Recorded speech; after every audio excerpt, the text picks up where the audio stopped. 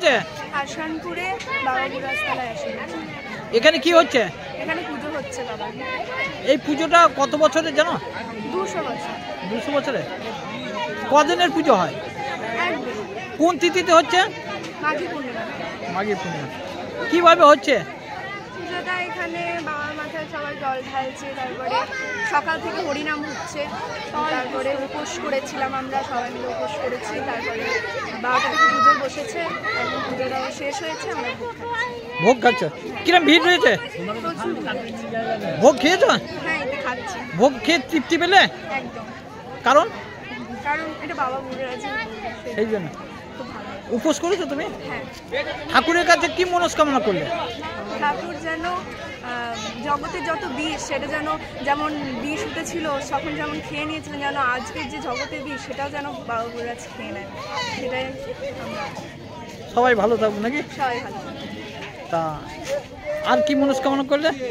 আর কিছু না, এটা। কি নাম তোমার? আমার নাম জ্যোতিপ্রভা ঘোষ। বাড়ি? বাড়ি আসাম।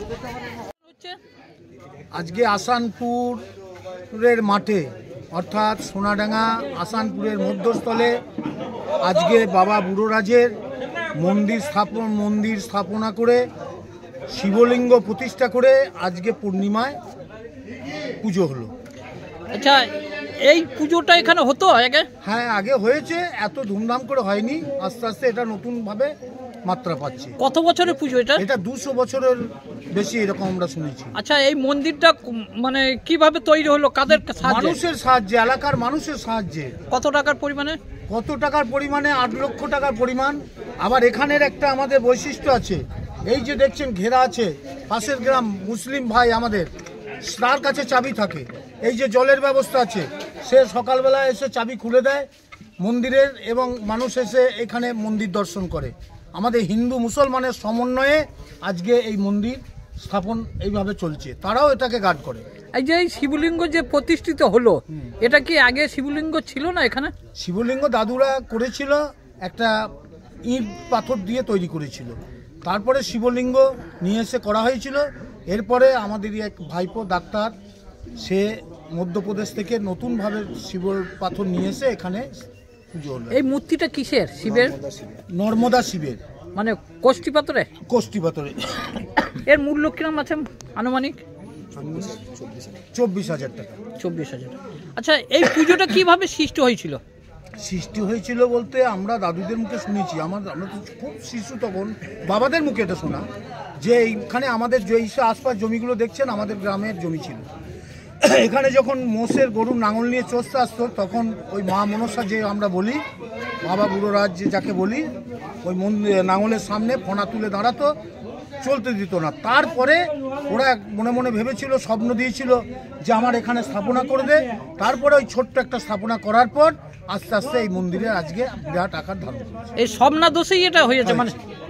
তা এই পুজোটা তাহলে 200 বছরে? হ্যাঁ। কদিনের পুজো এটা? কদিনের? এই তো আজকে পূর্ণিমা হয়ে গেল, আবার সামনে হোলি যে আছে, পূর্ণিমায় পুজো হবে। মানে মেন পুজো এই আজকে? না, মেন পুজো আজকে না, মেন পুজো হবে বাবার যে কামান হয় জামালপুরের সঙ্গে, বুদ্ধ পূর্ণিমা, তখন হবে মেন পুজো। তাহলে আজকে প্রতিষ্ঠিত হলো নতুন করে শিবলিঙ্গ। আর এই যে নবনির্মিত মন্দিরের স্থাপন হলো, উদ্বোধন হলো। আচ্ছা, মানুষের ভিড় কিরম ছিল আজকের পুজো? ভিড় তো আপনি নিজের চোখেই দেখলেন যে এখানে তিল ধারণের জায়গা নেই, মেয়েদের ভিড় প্রচুরভাবে দেখলেন। এখানে ভোগ কিভাবে গ্রহণ করছে মানুষ, ঠাকুরের ভোগ কিভাবে খাচ্ছে, আস্বাদন করছে। কতজন মানুষ ভোগ গ্রহণ করলেন? ভোগ তো আপনি তো দেখলেন যে আপনার ছবিতেই পাবেন, প্রায় 2 থেকে 2,500 মানুষ, মেয়ে থেকে পুরুষ থেকে আজকে এখানে ভোগ গ্রহণ করলেন। তা এই আর পুজোটা কিভাবে হলো? হোম যজ্ঞ, পুষ্পাঞ্জলি, বিভিন্নভাবে পুজোটা। হরিনাম হলো সকাল থেকে, হরি যেহেতু রয়েছে, গন্ডি খাটা, বিভিন্নভাবে পুজোটা হলো। এই মানে এই ঠাকুরের বৈশিষ্ট্যটা মানে মাহাত্ম্যটা কি? মাহাত্ম্য তো বললাম আপনাকে, যে ঠাকুরের কোনো রোগ হলে কি কোনো রোগ হলে এখান থেকে দেখতে পাচ্ছেন যে অনেকে ইট বেঁধেছে, যে মানত করলে তার পূর্ণ হয়, আশা পূর্ণ হয়। সেই জন্য তো মানুষ এগুলো দিয়েছে। আজকে তাদের আশা পূর্ণ হয়েছে বলে আজ মন্দিরটাকে এইভাবে সাজিয়েছে, এই যে আটচালা দিয়েছে, এই যে দেখছেন এইগুলো দিয়েছে, তাদের মনোবাসনা পূর্ণ হওয়ার জন্য।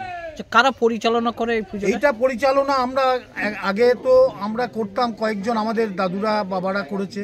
এরপরে আমরা এখন নতুনভাবে একটা চিন্তা ভাবনা নিয়েছি যে আমাদের এই এলাকায় নতুন করে একটা কমিটি স্থাপন করে আগামী দিনে আমরা পথ চলা। এটা গ্রাম সোলানা না আশপাশ গ্রামের? সোলানা শুধু নয়, পাশের গ্রাম নিয়ে পুজো আছে। হ্যাঁ, পাশের গ্রামে সোনাডাঙ্গা দেখছেন, এরাও আমাদের প্রচুর সহযোগিতা করে। না, তাদের নিয়ে পুজো, সকলকে নিয়ে পুজো, মানুষকে নিয়ে পুজো। আপনার নাম পরিচয়? আমার নাম শিশির ঘোষ। আপনি এই পুজো উদ্যোক্তা বা মন্দিরের একদম? আমি এই পুজো উদ্যোক্তা, সকলকে নিয়ে এই করার মূলে আমরা সবাই। আপনারা দেখছেন 24 ঘন্টা ইন্ডিয়া টিভি, সর্বদা সবার পাশে সবার মাঝে। আজ এ পর্যন্ত। সঙ্গে রাখুন 24 ঘন্টা ইন্ডিয়া টিভি। দেখতে থাকুন সব জেলার সব খবর সবার আগে 24 ঘন্টা ইন্ডিয়া টিভির পর্দায়। নমস্কার।